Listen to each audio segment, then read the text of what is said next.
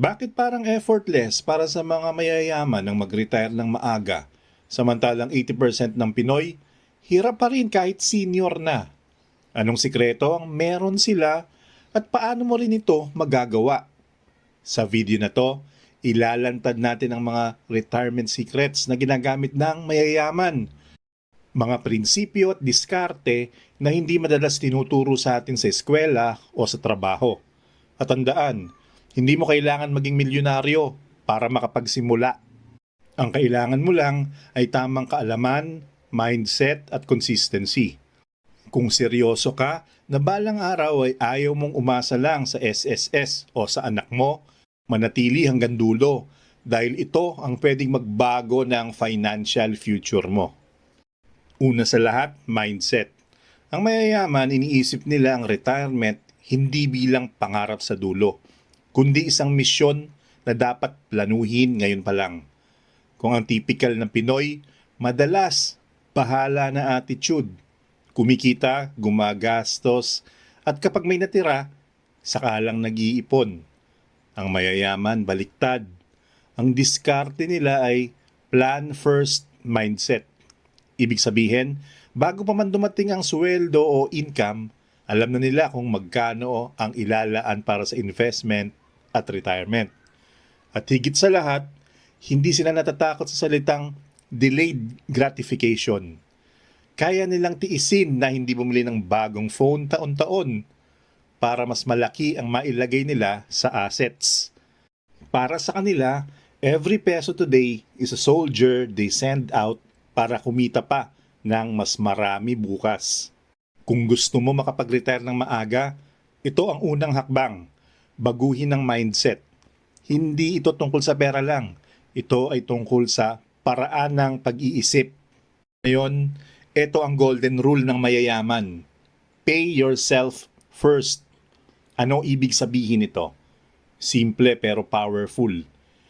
Bago ka pa magbayad ng pagkain, bills o kahit anong luho, ang unang babayaran mo ay walang iba kundi ang sarili mong future. Sa madaling salita, savings at investments muna bago lahat. Kung halimbawa, may 20,000 pesos kang kita sa isang buwan, hindi dapat na kung ano na lang ang matira ang iniipon. Kailangan automatic na may 20 to 30% agad na nililipat sa hiwalay na account o direkta sa investment. Para siyang invisible expense, di mo nakikita, hindi mo nagagalaw, at mas nagiging disiplina ka sa paggastos. Ito ang sekreto kung bakit kahit maliit lang ang simula, unti-unti pa ring lumalaki ang ipon at investments nila. Kasi habang tuloy-tuloy, nagko-compound ang value at nagiging pundasyon ng kanilang yaman. At kung isa kang OFW, freelancer o regular na empleyado, pwede mo itong gawin gamit ang auto-transfer sa digital banking, payroll deduction, o kahit simpleng separate bank account na hindi mo ginagamit sa pang-araw-araw na gastos. Ang pinakasusi dito, gawing automatic. Kapag nagka-system na, wala ka ng dahilan para hindi makapag-ipon. Hindi na ito depensa sa willpower lang, kundi nakaprogram na sa sistema ng pera mo.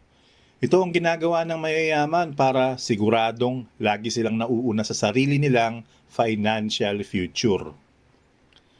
Ang isa pang sekreto ng mayayaman, hindi sila kailanman umaasa sa iisang income lang. Alam nila na kapag iisang source lang ang pinagmumulan ng pera, isang bagsak o krisis lang, guguho agad ang buong plano mo. Kaya para sa kanila, dapat laging may backup at iba't ibang daluyan ng kita. Kadalasan, may main business sila, pero hindi doon nagtatapos. Meron din silang rental properties, stock dividends, online ventures, royalties, at kung minsan, mga partnership na nagbibigay ng dagdag na kita. Para bang diversified income stream na sabay-sabay dumadaloy sa kanila. Kaya kahit matuyo ang isa, may iba pang umaagos. Sipin mo na lang, kung sahod lang ang aasahan mo, oras na tumigil ka sa pagtatrabaho, tapos na rin ang kita mo. Pero kung meron ka pang mga ibang income streams na tuloy-tuloy kahit natutulog ka, doon nagsisimula ang totoong financial freedom. Ito ang dahilan kung bakit ang mayayaman kahit mag-retire, hindi nag-aalala. At huwag mo isipin na kailangan agad ng malaking negosyo para makagawa ng extra income streams. Kahit maliit, pwede mong simulan. Buy and sell ng simpleng produkto, online selling gamit ng social media, pag-invest sa mga REITs para sa regular dividends, o kahit maliit na sideline na pwedeng palaguin over time. Ang mahalaga ay magsimula dahil bawat dagdag na income stream ay isa pang hakbang papunta sa mas maagang retirement at mas stable na kinabukasan. Kung may isang bagay na siguradong malinaw sa mga mayayaman, ito yon. The earlier you invest, the better. Bakit nga ba? Dahil sa tinatawag na power of compounding. Ang ibig sabihin nito, kahit maliit lang ang perang ini-invest mo ngayon, kapag consistent at pangmatagalan ng diskarte, pwede itong lumaki ng husto at maging milyon sa paglipas ng panahon. Yung tubo ng pera mo, nagkakaroon din ng sariling tubo. Kaya habang mas maaga kang magsimula, mas malaki ang advantage mo. Iba-iba rin ang klase ng investments na pinapasok ng mayayaman. Nariyan ang stocks, bonds, real estate, mutual funds, REITs at syempre, ang muling pag-invest sa sarili nilang negosyo. Pero tandaan, ang common denominator nila, hindi sila naghahanap ng get-rich-quick schemes. Alam nila na ang tunay na yaman ay hindi instant, kundi unti-unting binubuo sa loob ng maraming taon. At heto ang magandang balita, di mo kailangan ng milyon para makapagsimula. Kahit 1,000 hanggang 5,000 lang kada buwan na ini-invest mo consistently kapag pinahaba mo ng 20 years, pwedeng magdoble, magtriple o higit pa. Depende sa growth ng napili mong investment. Kaya ang tunay na sekreto ng mayayaman ay hindi magic, kundi disiplina, consistency at long-term mindset. Ang bawat maliit na hakbang ngayon, kapag ginawa ng tuloy-tuloy, ay nagiging malaking resulta para sa retirement mo sa hinaharap. Ngayon, ito ang madalas na nakakalimutan ng karamihan. Protect your wealth. Ang mga mayayaman, di lang sila marunong kumita.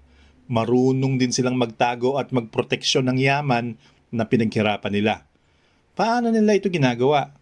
Sa pamamagitan ng insurance, health coverage, at syempre, solidong emergency fund.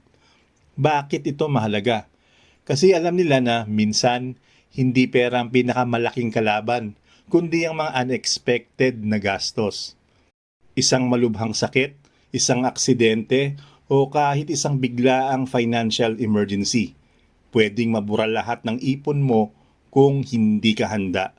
Kaya para sa kanila, ang tamang proteksyon ay hindi gastos, kundi proper investment para mapanatiling buo ang kanilang pera at seguridad. Bukod pa rito, marunong din silang magplano para sa estate. At huwag mong iisipin na ito ay para lang sa sobrang mayaman. Kahit ordinaryong pamilya, mahalaga ring pag-isipan kung paano maayos na ipamamana ang ari-arian at ipon.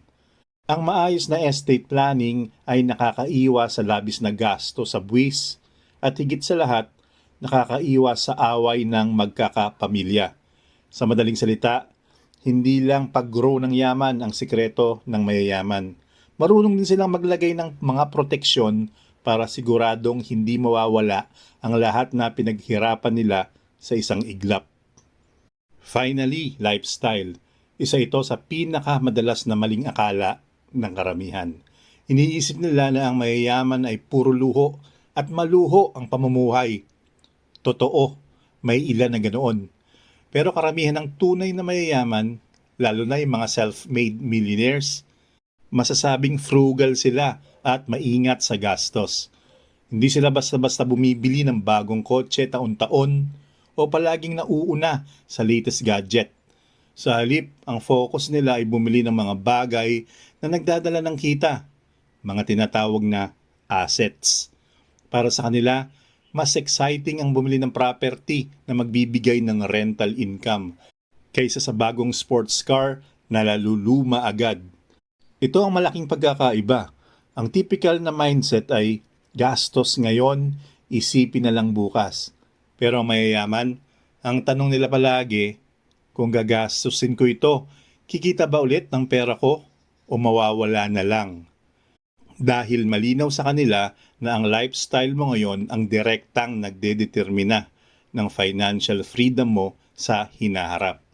Kaya kung seryoso kang makapag-retire ng maaga, tanungin mo ang sarili mo, ang pera ba na hawak ko ngayon, nilalagay ko ba sa bagay na kumikita o sa bagay na mabilis naluluma? Dahil sa huli, hindi income lang ang magpapayaman sa'yo, kundi ang lifestyle choices na ginagawa mo araw-araw. Recap natin ang mga retirement secrets mula sa mayayaman. Una, mindset and financial literacy. Pangalawa, pay yourself first. Pangatlo, multiple income streams. Pang-apat, long-term investing. Panglima, protect your wealth. Pang-anim, smart lifestyle choices. Di mo kailangan maging milyonaryo para makamit ito. Ang kailangan lang ay tamang mindset, consistency at diskarte.